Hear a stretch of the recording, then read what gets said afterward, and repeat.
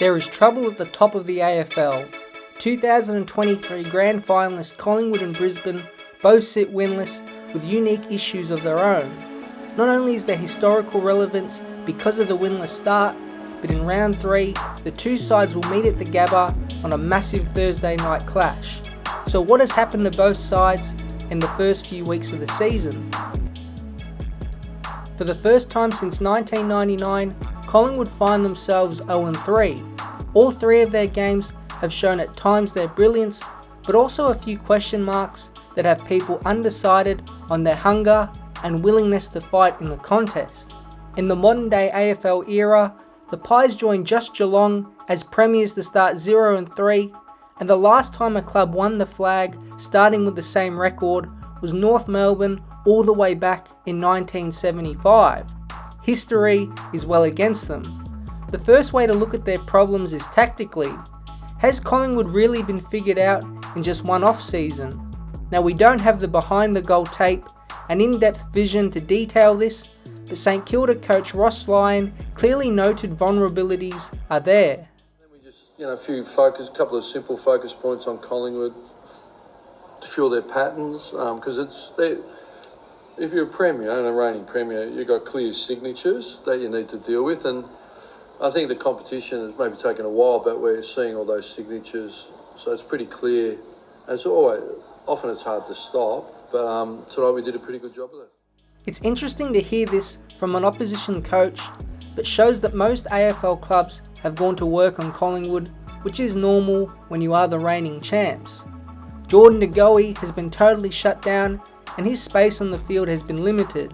He had just 13 disposals last Thursday night, and the key forward spot looks to be a big hole to fill with no Dan McStay, as Ash Johnson or Reith McGuinness barely are passing as fill-ins.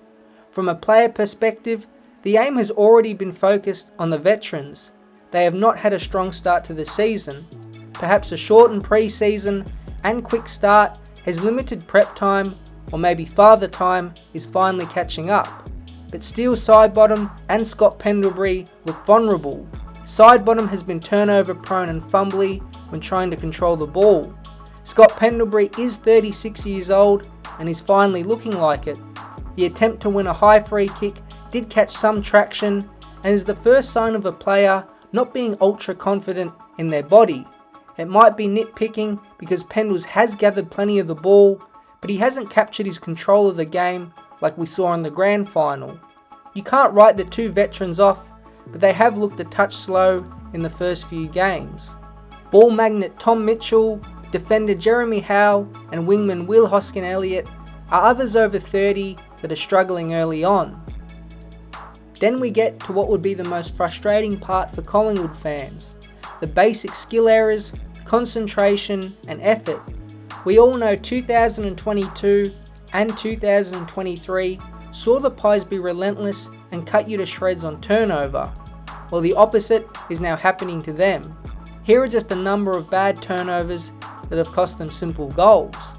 Craig McRae said this about Thursday night: 12 goals off turnover. That's a big number. You see the ones that we can control. There's a lot of fundamental errors we're making from experienced players that you wouldn't expect. Darcy Moore, Sidebottom, Maynard and even Nick Dacos are at the top of Collingwood's turnover list. These are kicks, handballs and decision errors that all can be fixed, but after 3 attempts, the improvement has been slow. Analysts like David King and Lee Montagna have questioned their intensity, saying the Pies have been a metre off here and there. It all goes back to that hunger. It's hard to judge if it is there, but it doesn't matter what the public or media thinks.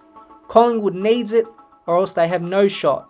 It's the first real test for Craig McRae and his players.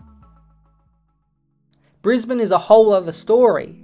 In the second term of opening round, they look like the flag favourites, a dominant and strong team with super firepower. But since that point, they've looked like a different side.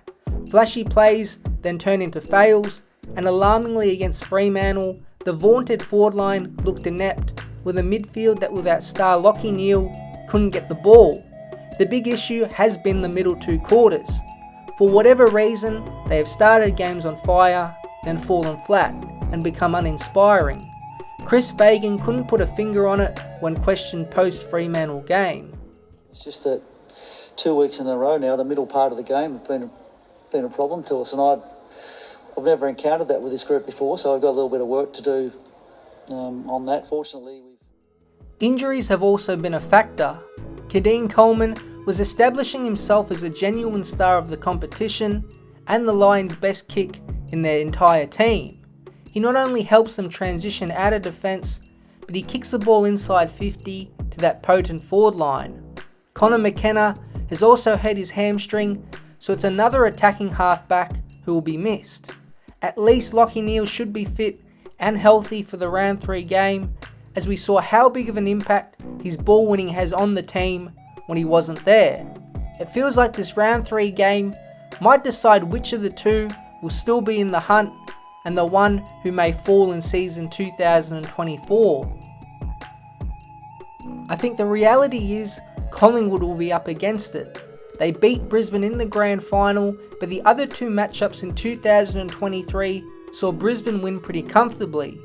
In round 23 at Marvel, the Lions won a shootout 124-100, but most importantly at the Gabba, Brisbane won easily 116-83. Now I know the Lions blew the opening round game against Carlton, but they don't lose at the Gabba in the home and away season, no matter who the visitors are.